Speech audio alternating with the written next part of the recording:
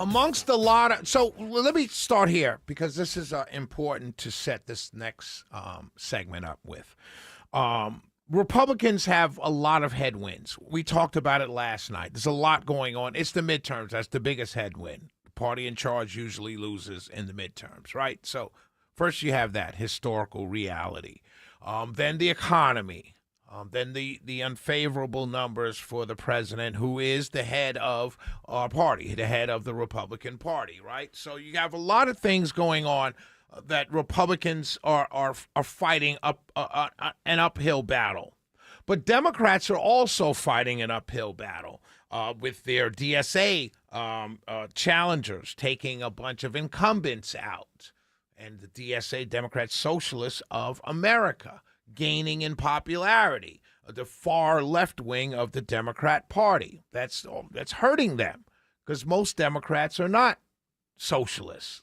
And regardless of the Republican attack ads and things like that, they're not. They're not socialists. They're not communists. The DSA members are, but most Democrats are not, which is the problem that Democrats are facing with their voters, that they're not left enough. They're too centrist, too corporate. That's what I hear from my Democrat friends. So when Florida redistricted and redrew maps, Debbie Wasserman Schultz, which is an incumbent congresswoman, she was redrawn. Now, she lives in the 22nd congressional district, but it's not as strongly Democrat. So she decided to run in the 20th congressional district, which is Palm Beach and Broward County, a majority African-American district. So she's the only white candidate running in that race.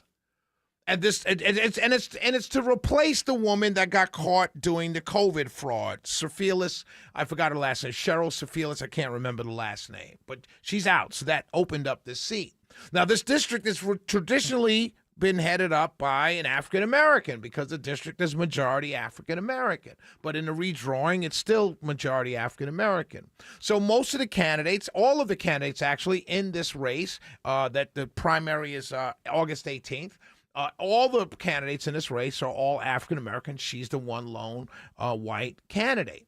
Now, she lives in the 22nd, but she's decided to run in the 20th because it's more Democrat-leaning. So Luther Campbell is running, and he's, former rapper, 2 Live Crew, founder, record label owner. He's a massively successful guy. He's not just a rapper. He's a businessman, very successful.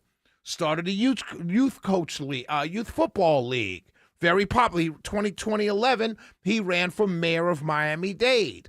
He lost, but this was, 15 years ago.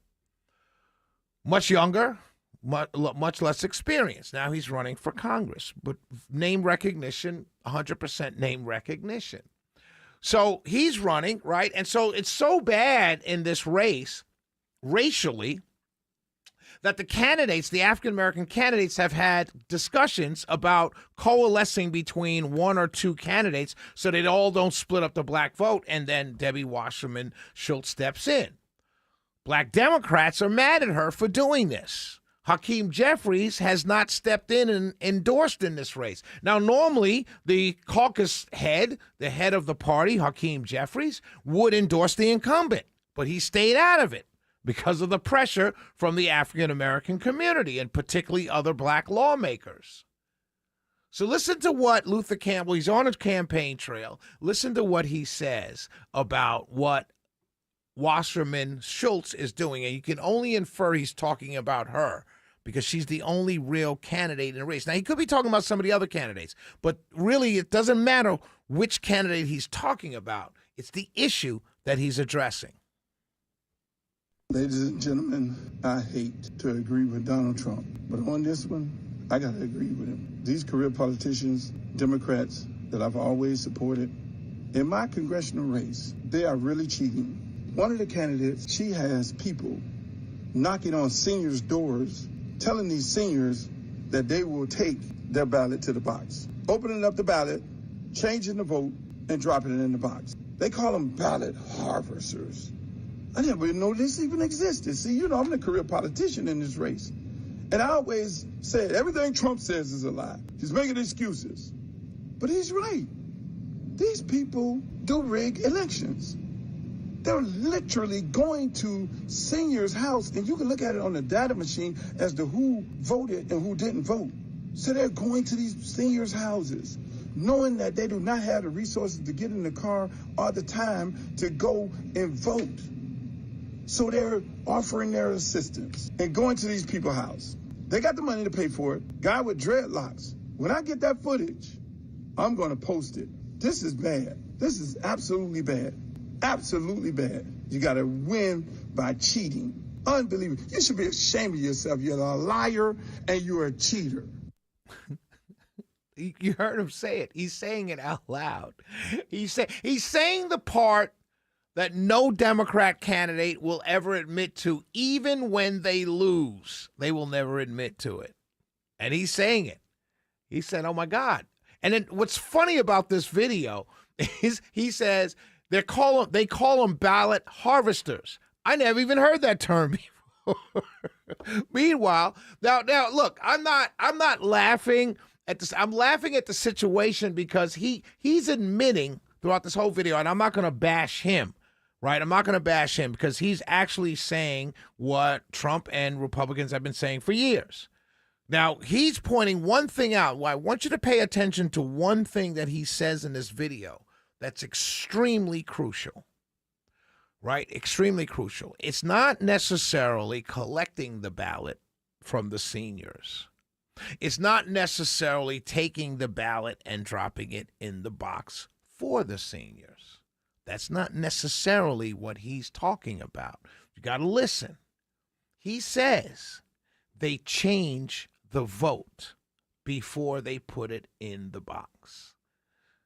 They change the vote before they put it in the box. Now, what I want to tell you is this. You have ballot harvesters all over the place. Now, let's say you're a ballot harvester in Florida and it's a presidential election. They go to the seniors to collect the ballots. The seniors say, yes, I can't get to the polling location. Here's my ballot. Now, in a presidential race, it's one of two people, the Democrat and Republican. So they don't have to change the selection. Maybe they do if a senior's in there voting Republican, but for the most part, they're targeting the base already. But this is a primary. That's the part to me that's most revealing. It's not the fact that Democrats have ballot harvesters. We've known that. It's not the fact that they collect ballots. We've known that. What I'm hearing for the first time is that they're changing the vote. And African-American Democrats, I'm talking about the activist types, the consultant types, the political types, those that follow politics every single day, they're furious at Luke for saying the quiet part out loud. It's hilarious.